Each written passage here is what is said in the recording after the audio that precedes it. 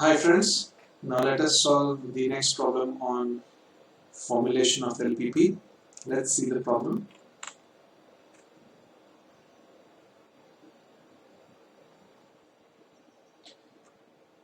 Now the problem is a firm manufactures three products A, B and C, which is given in this table. The profits are rupees 3, 2 and 4 respectively. These are the profits. The firm has two machines. Given below is the required processing time in each of these machines. So these two are the machines. So that means that obviously there are two machine constraints. These two machines M1 and M2 have 2000 and 2500 machine minutes respectively. Means these two machines have the constraints here. We have to write 2000 and 2500, and the firm must manufacture 100 units of A's, and this is the maybe this is the manufacturing constraint. Okay, this is the manufacturing constraint that the firm compulsorily manufacture 100 minutes. Means x1 will always be greater than equal to 100 for A. Then 200 units of B. That means x2 should be greater than equal to 200, and similarly greater than 50. x3 is greater than 50. Now, okay, there is one more constraint here. Not more than 150 units of A's. Means A should be greater than 100, but it should not exceed 150. Means less than equal to 150. Now set up an LPP to maximize the profit. Now this is the problem, and let us see how to solve this problem. Okay.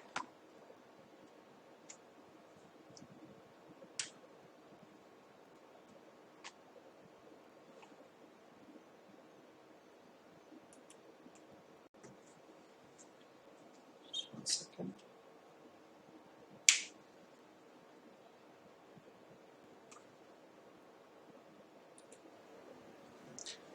Alright, so this is the problem. So the company has three different products, that is A,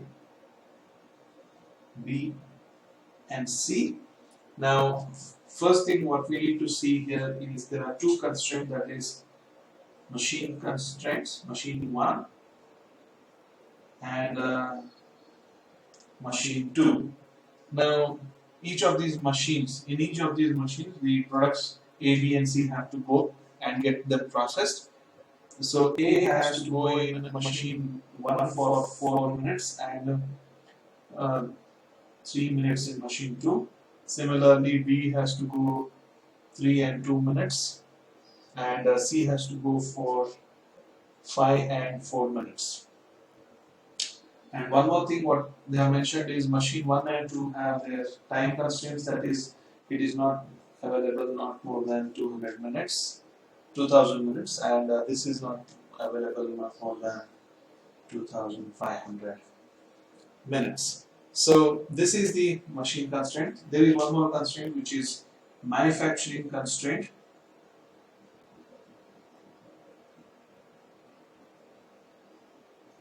Manufacturing constraint. Now this manufacturing constraint, all they are saying is the firm should produce at least, in the sense like a minimum of 100 units of A. Okay. You cannot take all of these in one different go, so it will be different for everything. So it should be minimum of 100 units, and it should not exceed I think it is 150 units. That is for A. So this is the first manufacturing constraint. The second manufacturing constraint is the B should not exceed, should do minimum of 200 units, and C it should do minimum of 50 units. Now they are given the profits for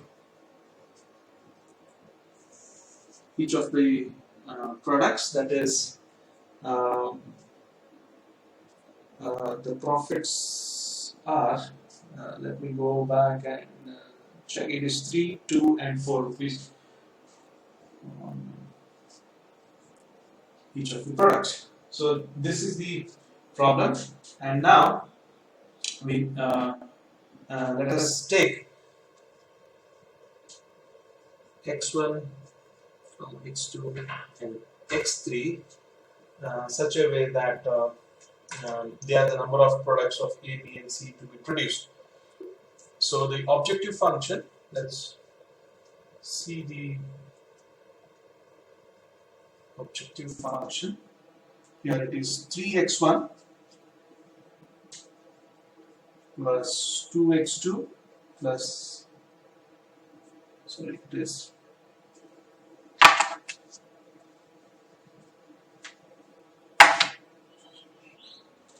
it is 4x3. So this is totally equal to z.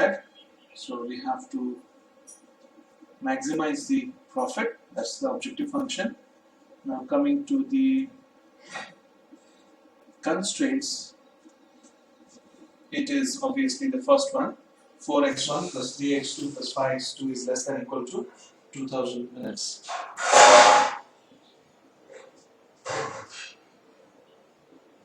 X2 is less than or equal to 2000. Similarly for machine 2.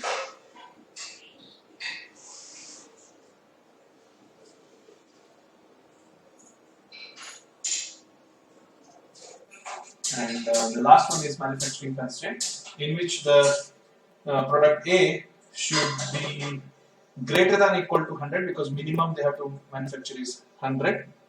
So greater than or equal to 100, but they cannot exceed 150. So that's why it is, you can write it in this way. So x2 should be greater than or equal to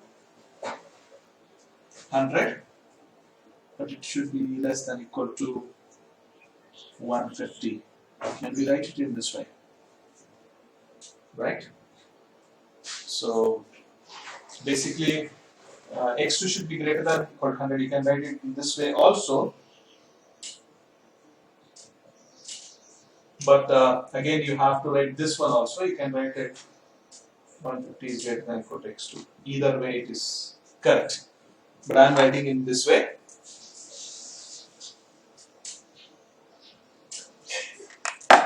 Now the second thing will be x2 should be greater than or equal to 200. So I will write it directly like this. And x3 should be greater than or equal to 50. So this is it. And the last one is the non-negativity constraint.